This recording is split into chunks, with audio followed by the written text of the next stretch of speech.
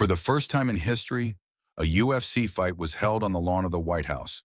The president watching ringside, gold everywhere. 85,000 people. The most surreal night the sport has ever seen. But the fighters got to see something the cameras never showed you. What it was actually like behind those gates. And on Joe Rogan, Justin Gaethje broke it all down.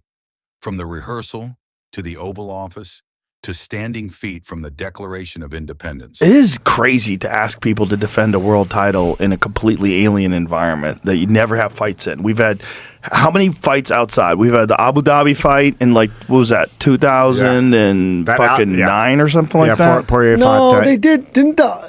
What was the setting? I wasn't there. Think about what's being asked here. These guys train their whole lives in one sealed environment. Perfect lighting, no surprises. And now, defend a world title outdoors on the White House lawn in front of the most powerful man on the planet. Nothing about it was normal, and it started days before the fight. Should be. It was cool though, Joe. You know why? It was so cool. So we went and did a rehearsal, okay? And I'm like, why are we rehearsing a walkthrough? Like, if this ain't a freaking wedding. Like, just tell us where to go. The camera guys are always like, all right, your mark, here's I'm just 5, following 4, the camera. 3. So why are we doing this? And then we go there and we get stuck in this locker room for 2 hours. Hour and a half. Because of rain. And thank God that happened, because then I started to go, oh, because it's all unexpected. And how Iliad said, hey, I'm A rehearsal for a fight, walking through every step like a wedding ceremony. That alone tells you how big this was. Every detail choreographed for history. And while they were there, they got a tour most people will never get. Is that the Declaration of Independence? Yeah. So we weren't in the room with him right there. We through the rehearsal. Yeah. How crazy we is got that? It's crazy. He's in the Oval Office, stepping out. And then all the soldiers walking through. So cool. Like having the 2 guys next to him. And a lot of people complained about this happening at the White House. But you don't think this is cool? This is, Like, dude, it's fighting. How could you not like this? This is how fighting. could anyone not? This shouldn't be taking place at the White House. Shut the fuck up. Dude, life is a fight. World is a fight. This is incredible to watch. Inspirational. Let that sink in. Standing feet from the actual Declaration of Independence, watching the president step out of the Oval Office.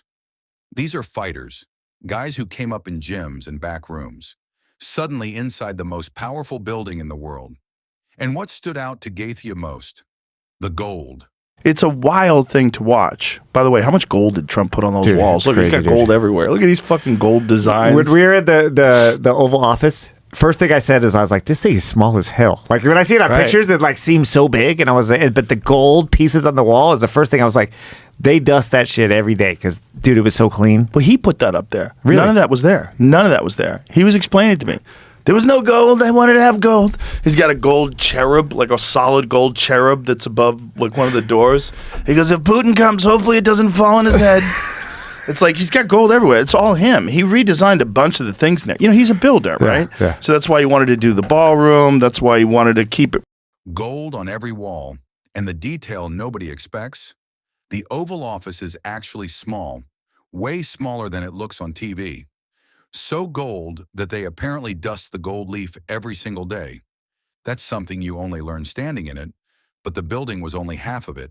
Outside was chaos. Fan of the sport. I've got to watch, I would have usually watched this from, and yeah, it would have been the most fucking incredible thing ever. Being the fighter, you're really not appreciating any of that because you're so locked into, it's like golfing, like you don't know, but golfing is like certain swing thoughts, and nothing else can come in, nothing can creep in. And so me looking at the Declaration of Independence, I was looking at it, but I didn't take it in as this being the Declaration. I was just sitting there, I was like, okay, gotta reset his feet, gotta control, gotta move left, can't get against the fence, and then those are the thoughts I'm having through the whole walkout. And so I'm really not taking any of it in as the show. After clip E. Here's the part that's easy to miss. Gaethje is a fan of this sport. He grew up watching it, and that night he realized if he wasn't fighting, he'd have given anything just to be in the crowd. Instead, he was the main event at the White House. And then came the image that defined the night. Or as the theatrics of it, Of course not. Watching it in hindsight, obviously, it's fucking awesome. There was something special about you warming up with the American flag around your shoulder too. We were watching that. There was something special about watching you shadow box before all this with the American flag on. I was like, if he wins, good Lord. If he wins tonight, it's going to be fucking insane. And it was. Is the feeling of like joy throughout the building, throughout the grounds, like the happiness that everybody had seen, had been there to see such an incredible event and such an amazing cap to that event with your fight. It was just Shadow boxing before the fight. American flag draped over his shoulder on the White House lawn. You couldn't script a more patriotic image if you tried. It felt less like a sporting event and more like a moment in history. us. Yeah. It happened so fast. The size of the group outside was insane. Yeah. I mean, and they're watching on these giant screens and freaking out. Like a concert. Yeah. When we were at the weigh-ins, it was like, dude, that's what I picture like Woodstock being like. Dude, I looked and I could not see the end of the people. Yeah. It was crazy. nuts. The weigh-ins were nuts. When we first walked out, I was like, holy dude. shit, this is crazy. But it just shows how hyped people were for this event. 85,000 people outside the gates watching on giant screens, losing their minds like it was a concert. And after all that buildup, the fight itself was over in a flash. Gaethje said it happened so fast he could barely process it. Years of his life led to a night that came and went in minutes.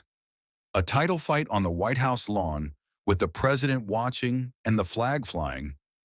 It had never been done before, and it might never happen again.